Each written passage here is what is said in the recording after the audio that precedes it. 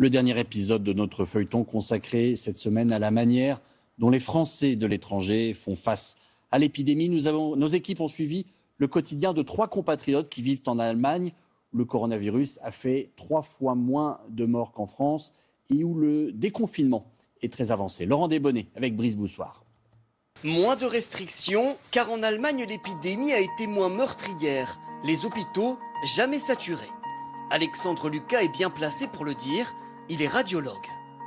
À Berlin, on n'a pas eu d'hôpital vraiment complètement surpeuplé. Il y a eu quelques Covid, mais j'ai l'impression que c'est plutôt derrière nous maintenant, en fait. Et je prends un coup de rétro. Ouais. Après 7 ans d'études à la Pitié-Salpêtrière à Paris, il a décidé de commencer sa vie professionnelle ici.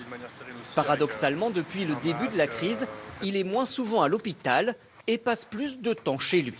Ça, c'est ce que les informaticiens de mon service de radiologie en fait, nous ont installé, donc nos écrans de radiologue avec une définition et un contraste assez élevé. Il observe donc dans son salon des dizaines de radios de poumons et dicte ses observations en allemand, une langue qu'il maîtrise grâce à une grand-mère allemande.